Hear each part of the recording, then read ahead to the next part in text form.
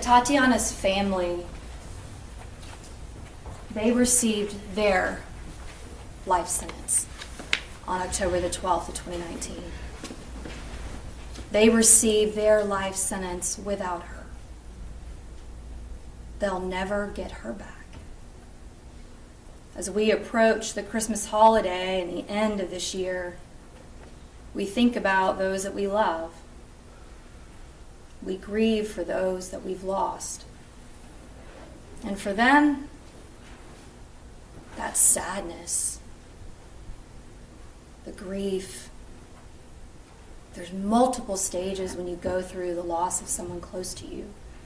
For those of us that have gone through that, we know what that's like. A few years can pass, and yet it feels like just yesterday that they were here. You heard Adarius testify. You heard Ashlea testify. For Ashlea, for Amber, for Adarius, for Zion, their whole lifetime will be without her.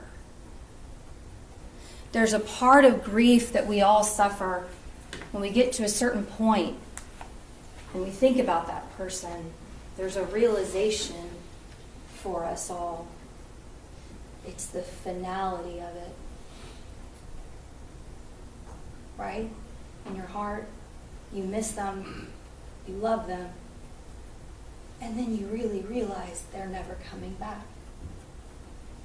And that's the hardest part. And that's worth something. And in this case, it is worth something. Her life is worth so much more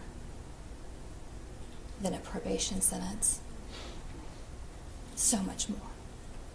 This family, her memory, her legacy, this community deserves more.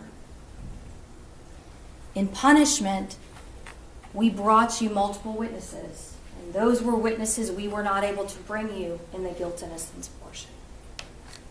You heard from Dr. Kyle Clayton, the forensic psychologist, and this is an expert that both sides call. He testifies and works for the defense, he testifies and works for the state. Whoever calls him, he does good work, and he testifies to whatever he finds. He was hired by the Fort Worth Police Department, as he's been with many other agencies, to do a pre-employment psychological evaluation. Narcissistic, grandiosity, has grandiose tendencies, domineering, over-controlling, forceful, dominant personality traits, uncritical of himself, denies flaws, minimizes behavior, little tolerance for disagreement, can be aggressive, has an unrealistic view of himself, someone that thinks that he can fly all of us in a commercial airline despite never having an hour of training. Someone that when you're asked to rank yourself, 9 out of 10. Not suitable for a position as a police officer. Psychologically speaking, he is not suitable because these tendencies that are well formed, ingrained, a thread throughout his entire personality, these are unchanged traits that put himself and others at risk. It is like a roadmap back in 2017 to how we ended up here and how we lost Atatiana back in October of 2019. These things don't change. And how do you know that even in the 3 years between the time that that was done and today? Because last week, the defendant testified. I think they did a pretty good job out there. You shot a woman in her own home. You disregarded every single standard operating procedural, general order, and just pure, reasonable human instinct. And a 28-year-old woman died, and you give yourself a fine job. You give yourself a B. This is not somebody that thinks he has done anything wrong. When the defense counsel gets up here, they're going to talk about the witnesses that they called. And those witnesses are not witnesses that you could hear from until now, till punishment. You heard from us, Dr. Clayton. You heard from us, Adarius Carr. You heard from us, Liz Turner. And why is Liz Turner important? Because we wanted to show you everything that we knew about him. And it's important to know, going all the way back to college, that's the way that he treats people. He's entitled, he's arrogant, he's aggressive. And that was 20 years ago, and she was talking to you from a place going right back there. She remembers that. She got emotional. It was hard for her. Because that's who he is. You do 7 minutes, Ms. Duke. Thank you. So when he gets up here, when the defense counsel gets up here and talks to you about why you should give him probation, because that's what they're going to do. They're going to get up here in a minute and they're going to ask you for a very low sentence or probation. They're going to ask you for mercy. Mercy's been shown already for this defendant when your verdict was returned for manslaughter. Mercy is earned. It is not just given.